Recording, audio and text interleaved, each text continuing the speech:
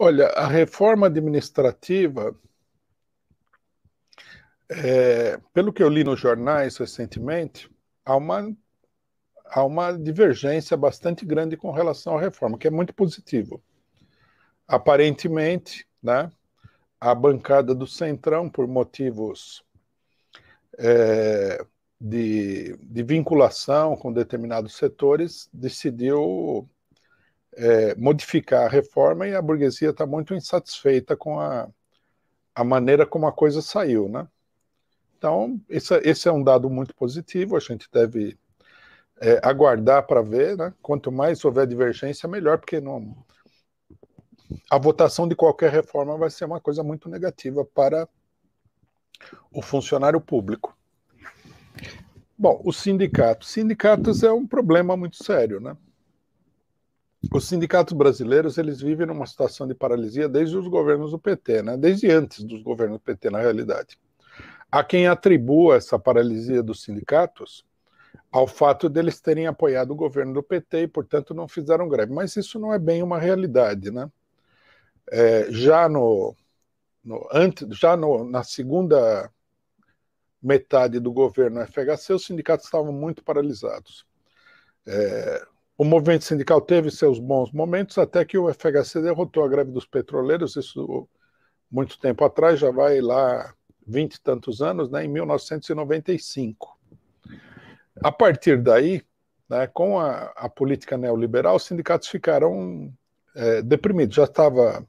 Já havia essa derrota que pesava muito, e a política neoliberal, que na sua essência é uma política de destruição da economia, né, e particularmente no Brasil, uma política de destruição da economia industrial, a economia produtiva, né, onde se privilegia agricultura e setores de serviços e determinada indústria de extração mineral, como, por exemplo, a indústria do ferro, a mineração de ferro, né? Então, os sindicatos têm atravessado aí nos últimos 30 anos a pior fase do sindicalismo brasileiro, só comparável à época da ditadura militar. Bom, isso daí é uma situação difícil de você romper, né? Os sindicalistas, obviamente, se acomodaram a essa situação. Eles vivem num estado de acomodamento permanente, né? Eles não têm iniciativa nem nada. Para que nós pudéssemos ter um revigoramento do movimento sindical, seria necessário um movimento que viesse de baixo para cima. O que me parece, né, computando todos os problemas, que esse movimento estaria relativamente próximo, porque nós temos aqui uma recessão muito profunda no Brasil, né, uma retração econômica sem precedentes, a situação social se agravou de uma maneira extraordinária, nós temos muitos desempregados, isso joga contra as greves, mas ao mesmo tempo joga a favor também, porque o pessoal começa a ficar pressionado pela situação. E nós temos aí a perspectiva de um salto da inflação brasileira, né? Já temos o salto da inflação, num certo sentido, mas deve se aprofundar. Isso daí é uma coisa que gera, de uma maneira muito forte, o movimento grevista, né? A inflação desvaloriza o salário, o trabalhador que vive sempre naquela corda bamba, né? No fio da navalha, assim a gente poderia dizer até, quando vem a inflação, ele não tem mais onde se segurar. E por isso as greves acontecem mesmo. Eu acho que nós podemos estar muito próximos de um momento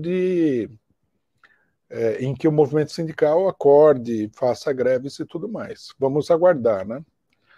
O chamado que foi feito pela CUT, a mobilização contra a reforma administrativa, até agora não gerou muita resposta. Os próprios sindicatos cutistas estão paralisados aí. Agora, eu penso que, independentemente da situação, é necessário colocar como uma perspectiva uma greve geral contra a reforma administrativa, né? Vai ser um golpe muito duro e vai ampliar muito a miséria no país, né? Porque a miséria, ela não surge apenas do ataque direto às camadas mais baixas da população. Em geral, a política econômica que gera miséria, ela pressiona de cima para baixo. Então as pessoas vão descendo na escala social e os que estão no rodapé da sociedade, esses aí ficam sem nada, né? Então amplia-se de maneira exponencial a miséria. Por isso que a política neoliberal ela é tão criminosa, né? Ela produz isso daí. Nós vamos ter que aguardar para ver o que acontece aí.